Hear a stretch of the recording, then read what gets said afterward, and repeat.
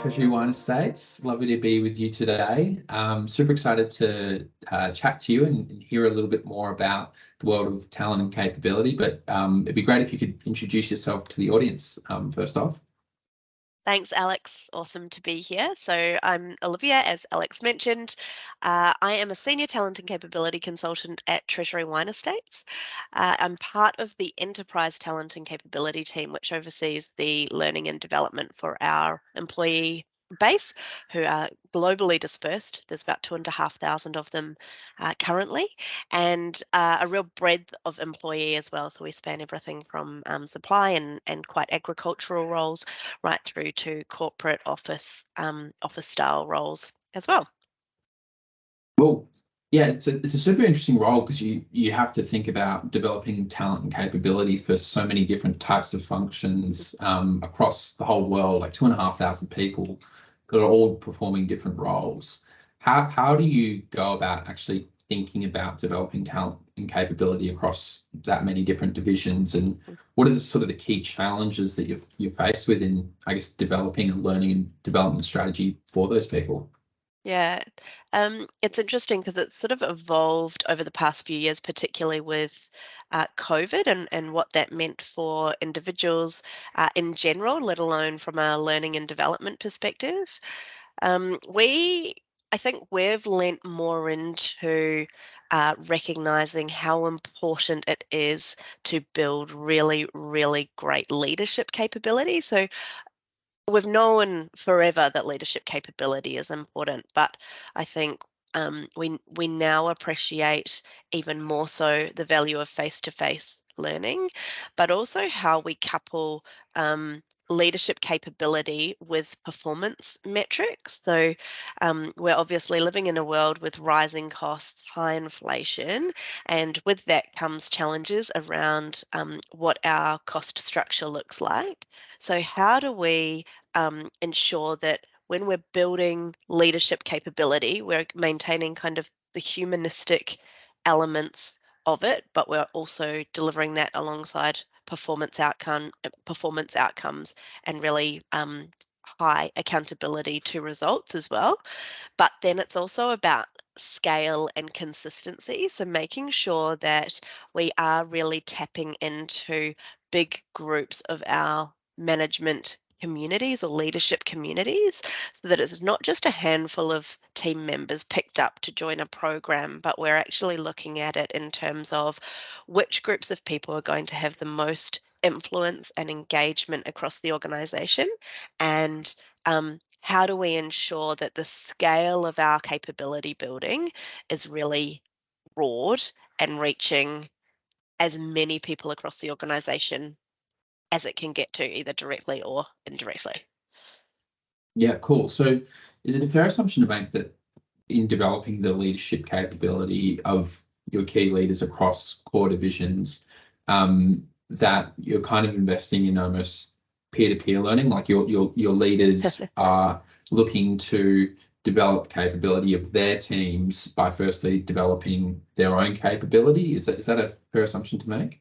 Yeah, it's a great question. So yes, obviously the first step is the individual capability, but we know how important it is to be consistent across divisions and regions. So we operate a number of different divisions, and we're present in different regions as well.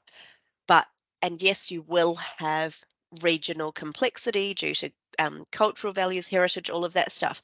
But at the core of it, it's really important that our leadership approach and our values are consistent. So the employee experience is consistent no matter where you are in the organization. Now, what that means is that we're depending a huge amount on the upskilling and capability building from peer to peer. And so a lot of our leadership programs, whilst it's challenging because of time zones, we do run them so that we're bringing people together from multiple different physical environments so that they are connecting and networking across different divisions, across other sides, one side of the world to the other side of the world, to really facilitate connection between peers and not just people that sit next to each other in the same office, but peers from all over the world. Mm. In dealing across different time zones and like a distributed workforce, 2,500 people across the globe, how do you think about developing leadership principles so that it's consistent across those different cultures and time zones and encourages that sort of peer-to-peer learning across divisions? How do you think about that at Treasury Wine Estates? Yeah, so we are really particular, and again, post COVID, we really appreciate the value in bringing people physically together because it can be really hard to build that connection purely over a screen. So all of the work that we've done in the past 12 months has involved face-to-face elements to help build that rapport and understanding of what other individuals are bringing to the table. I think in terms of at a higher level, looking at our leadership framework, we build our leadership capability and our leadership attributes um, as an organization that led us up to what we call our TWE DNA. And our TWE DNA is all about it's how we get things done at TWE. And that talks to things like we deliver together, we bring our whole self as examples, and we are courageous. And so then under that, we have this really clearly defined leadership attribute framework. And the the our managers are upskilled in this leadership attribute framework, where if they build those attributes, then it means that they will effectively deliver in the DNA, the TWE DNA. They will go about how they do their jobs in the way that we want and value at TWE. Yeah, cool. Awesome. That it sounds like a powerful way to build an internal culture, not only of leadership, but also of learning. And a lot of the stuff that we've learned over the course of the Beta Incubator is the necessity to get that learning culture embedded within an organization, so that everyone views themselves as a learner. Because a lot of the time, people get to a certain point in their career and they see themselves as seasoned and wise, which they are, but they don't necessarily think about learning into the future. Sorry, I was did going you to want? jump in and say something there. So I think Yeah. there's one really nice example, and there's a lot of these examples at TWE because we trial a lot, and a lot of initiatives come out of specific functional teams. But there's a Mm, really beautiful example of a community of practice being set up, and mm, that's around building data and analytics capability.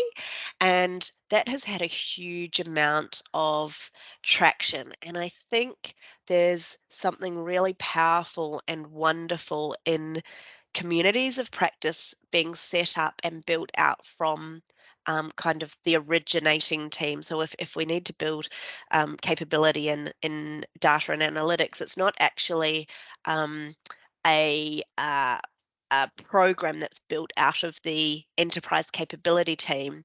It's actually something that's come out of the data and analytics team. And by having it as a community of practice, it really sets up this idea that it's like a shared learning space, and it's give and take, it's contribute and receive. And I think um, it was very organic and natural. It wasn't a forced agenda item, but I think examples like that where you see a group of individuals go, there's an opportunity to bring people together and learn and share. I think when it comes from those individuals, there's a real power and weight amongst their peers, as opposed to it being something that might be kind of forced down or seen as a tick the box. that's really cool. And I think you're so right in the developing those communities of practice is sort of, I guess, the goal of any talent and capability leader. How do we actually get people taking ownership over not only their own learning, but educating the rest of the business? Is that sort of the direction you'd like to take Treasury Wine Estates in, where people are taking initiative to do that? Obviously, you need to have some structures in place, but do you see that as sort of like a future state for talent and capability development across industry?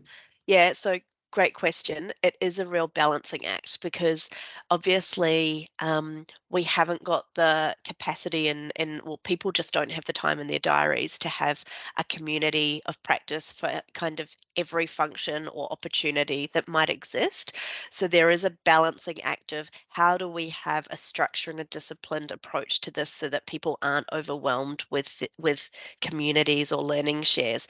But then how do you ensure that you're still fostering and nurturing these opportunities when they come up? So yes, to answer your question, communities of practice and those like sharing environments will be a really big part of our learning culture at TWE. But I think it's those coupled with other things that we'll be doing as well to ensure that there is a really streamlined and clear approach for people, and that it doesn't just become really kind of tactical or ad hoc, but making sure that there's a real clarity for people over what's running and why, and how that helps them close skill gaps or future proof their careers, for instance. Mm. Yeah, that's a really interesting point around closing skills gaps, but also future proofing their careers. Because I think in the coming decade, as AI becomes increasingly powerful, and we start, it starts blending with other technologies like VR and things like that, closing skills gaps and upskilling people to still be relevant is going to be, I guess, the challenge of L&D and talent and development. Are there any sort of things that you're particularly excited about into the future about working in this space? Mm, so I think one of the most exciting parts of where we're headed will be how we execute our build strategy. And when I say that, it's our building skills strategy. So, how we shift more to recruiting um, based on, so recruit for the skills that we need in the future, but recruit those people knowing that we'll build the skills with them for the future. So, have Mm, they got the core or the foundation of the mm, area that we're bringing in, and bringing them in and them knowing that they're going to be supported, developed, and nurtured to build some skills that are highly desirable to us. And that kind of tackles the view with that is that it's tackling some of the challenges around skills shortages in certain areas. And so obviously that puts more pressure on, not more pressure, but it means that our um, employee value proposition needs to be really, really strong, because we also don't want to be bringing people in and have them partway through their upskilling journey only to have them leave. So making sure that everything from our side is kind of T's crossed, I's dotted. What they're being sold in the organisation that they believe they're coming into is actually the organisation that they're coming into, and that experience matches with what they're hoping for, and then making sure that we're maintaining those employees, like retaining them, so that then we're getting the benefit of those future skills in the 5 years' time, or the 3 years' time, or the 2 years' time that we've been building it with them. mm.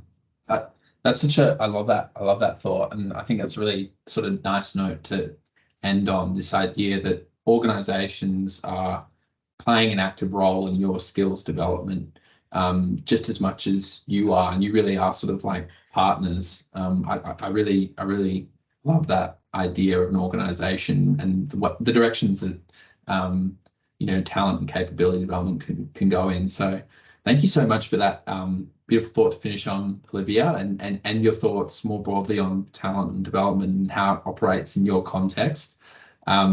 Really enjoyed the conversation, and thank you so much for joining us. Thanks, Alex. Catch you next time.